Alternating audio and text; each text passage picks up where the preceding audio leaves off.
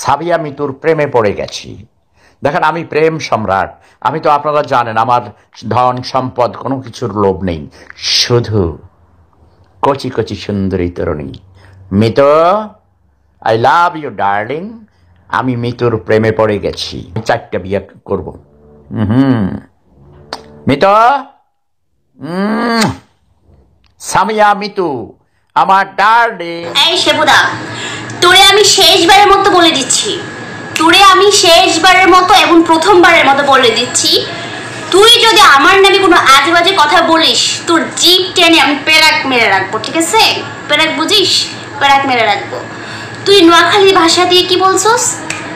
একটা মেয়ে, চিটাগাংয়ের একটা মেয়ে আমার সাথে প্রেম করতে চাই। এই শালা, তোর মধ্যে প্রেম করার মতো কি আছে রে? তোর সাথে কেন প্রেম করবো? আর তুই সামিয়া মিতুর জন্য, আমি সামিয়া মিতু, আমার জন্য যে তুই পাগল হয়ে গেছিলি ভিডিওর মধ্যে, Mitu I love you darling, এটা তো সারা বিশ্ববাসী সবাই দেখছে না? তুই তো একটা পাগল, মেন্টালের 14 নাম্বার বাচ্চা। তোর 14 গোষ্ঠী মেন্টাল, তুই মেন্টাল। তুই তো সানাইয়ের মতো ল্যাংটা থাকিস, উপরে পিটপাত ভিতরে সদরঘাট, তাই না? তুই তো উপরে পড়িস আর নিচে কিছু পড়িস না। আর তোর মুখ থেকে এর চেয়ে ভালো কি কথা বের হবে? তুই কথায় কথায় সবাইকে ছোট লোক গরিব বলিস। আজকের ভয়েস রেকর্ডিংয়ে তুই আমাকে গরিব ছোট লোক খ্যাত বলছিস।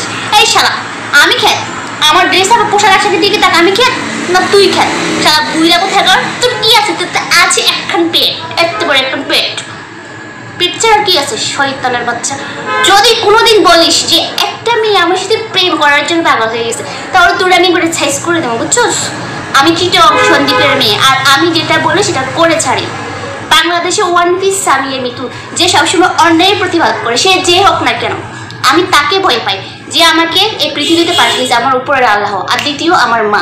এছাড়া পৃথিবীর কোনো মানুষ কেন, ওকে? এটা তুই মনে রাখবি। তোর যদি এতই হ্যাডম থাকে, এতই ক্ষমতা থাকে, তুই বাংলাদেশে আয়, ওইখানে বসে বসে।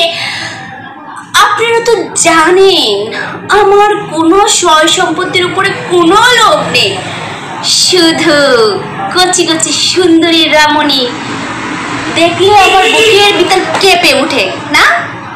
একটা তোর বুকের ভিতরে মানুষ, শালার পুত, তোর বউ কয়টা? তোর বড় বউ, ছোট বউ। মিতু, তোমার সাথে না বেশি কথা বলা যাবে না। তোর সাথে আমার কথা বলতে বয়ে গেছে, তোর কল আমি রিসিভ করি। প্রথম দিন কল রিসিভ করেছিলাম, তাও আননোন নাম্বার ছিল বিতে।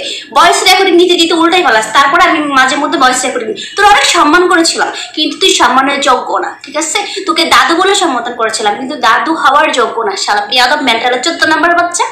কত বড় সাহস তুই আমারে বলস ছোট লোক, গরিব খ্যাত? এই, আমি গরিব, ঠিক আছে? আমি গরিব, তুই তো বড় লোক। দে আমাকে এখন 100 কোটি টাকা দে, 100 কোটি টাকা দে, দে দে। তোর ক্ষমতা আছে? তোর ক্ষমতা নেই। তোর মানে আনলিমিটেড চাপাবাজি যাকে বলে, তুই সেটাই করিস। তুই শুধু চাপা আছে আর একখান ভাক্কা আছে, বলছিস না? ভাক্কা দেখবেন, ভাক্কা। তোর একখান পেট আর আনলিমিটেড চাপাবাজি আছে। তোরে যদি বাংলাদেশের মানুষ পায়, আমি 100% আমি নিচ্ছি। তোরে কুচি কুচি করে কেটে তোর তেলে ভাজা করে কুত্তারে খাওয়াবে, আর আমি পাইলে তো কুত্তারও খাওয়াবো না। তোরে কি করবো জানিস?